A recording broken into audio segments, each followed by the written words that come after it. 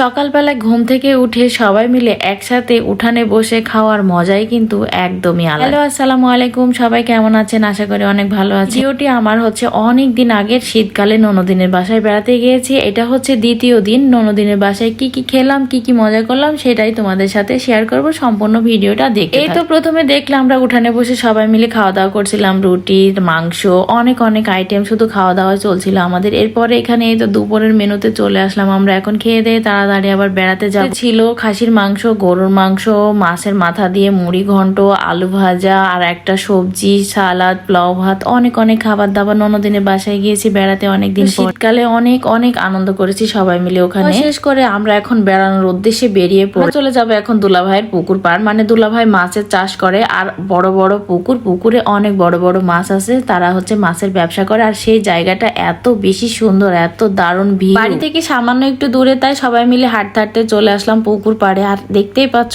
এত বেশি সুন্দর ভিউ। আর শীতকাল মানে চারিদিকে অনেক বেশি সুন্দর। তো যেতে যেতে অনেক অনেক ভিডিও নিলাম, হাঁটছি, ফটো তুললাম। মানে এত সুন্দর ভিউ হলে আর কোনো কথাই নাই। আমরা চলে আসলাম আমার দুলাভাইয়ের যে বড় পুকুরটা। এখানে হচ্ছে সবাই মিলে মাছ ধরবে। এই যে আমার আগে সবাই অলরেডি চলে আসছে। ভাই বোনগুলো এক জায়গায় হলে ওরা এত বেশি মজা করে। আর এই তো মাছ ধরার জন্য সবাই অনেক বেশি ব্যস্ত হয়ে পড়ে। আনন্দ, সবাই মিলে এসে এক জায়গায় অনেক আনন্দ করব, একসাথে থাকবো, খাওয়া দাওয়া করব। এর বেশি আবার চারিদিকে সরিষার ক্ষেত। এসছি তো মেনলি শীতকালে এখানে সরিষা বাগানে অনেক অনেক ফটো ভিডিও করব। এই যে এখানে সবাই মিলে মাছ ধরা শুরু করে দিয়েছে। দেখতেই পাচ্ছ এরা কিন্তু কখনো মাছ ধরেনি। এটা হচ্ছে আমাদের বাসার ছোট কর্তা মশাই। সে হচ্ছে সবকিছুতে অনেক বেশি এক্সপার্ট। যেমন রান্নাবাটিও পারে, তেমন তার মাছ ধরারও চিন্তা ভাবনা আলাদা। চেষ্টা করে যাচ্ছে মাছ ধরার জন্য, এখন পর্যন্ত পেল না। তবে এই যে একটা মাছ উঠেছে এতেই সন্তুষ্ট। কখনো তো এইভাবে খেপলা দিয়ে মাছ ধরা হয়নি, এই ফার্স্ট টাইম চেষ্টা করে দেখলো। আর একটা ওঠা মানেই তো অনেক বেশি আনন্দ। আমরা সবাই মিলে অনেক বেশি আনন্দ করতেছিলাম। দুই ভাইয়ের মাছ ধরা কমপ্লিট হয়ে গেল। তারা 1 ঘন্টা যাবত অনেক বেশি চেষ্টা করে একটা মাছ ধরতে পেরেছিল।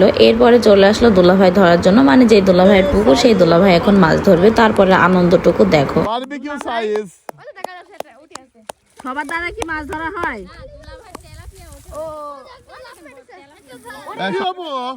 এটা আমার,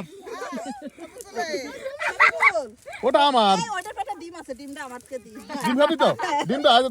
ছোটার সাথে সাথে ওরা ভাই বোন গুলো কত মজা করছিল দেখতেই পেলে। মেন ভয়েসটা আমি দিয়ে দিয়েছি। আর এরপরে তো আমি সরিষা ফুল বাগানে গেছি। আর সরিষা ফুল নিয়ে ঢং করবো না তা তো হয়নি। এখানে ফাইনালি যে দুলাভাই নিজের হাতে একদম মাছ অনেকগুলো ধরেছে, এই জন্য আমরা অনেক বেশি খুশি। আর দুলাভাই অনেক বেশি খুশি। আমরা দুলাভাইয়ের বাড়িতে এই জন্য আমন্ত্রিত হয়েছি যে মাছ ধরে সেই মাছ ভাজা খাবো সন্ধ্যার পর। আমরা এই তো এদিকে আবার সবাই মিলে বসে ফটোশুট করে নিচ্ছি মেয়েরা, আর এদিকে ছেলেরা মাছ ধরায় ব্যস্ত ছিল। আর ফাইনালি মাছ টাছ ধরে কমপ্লিট করে আমরা বাসায় চলে আসছি সন্ধ্যার আগে। কিন্তু আমরা মেয়েরা মাছে হাত দিইনি। আমাদের বাড়ির ছোট কর্তা মশাই, মেজো দুলাভাই, এরা সবাই মিলে মাছ কাটতে পারে, তাই এরা বসে মাছ কেটে দিল। সন্ধ্যা হওয়ার সাথে সাথে এই পিঠাপুলি বানানোর প্রস্তুতি চলছে। 3 দিনে কি খাইনি আর কি করিনি, মানে অনেক অনেক বেশি মজা করেছে। আর এদিকে এই যে মাছগুলো কাটা হয়ে গেলে এখন আমার বড় ননদি ফাইনাল ভাবে একটু ভালো পরিষ্কার করে ধুয়ে নিচ্ছে।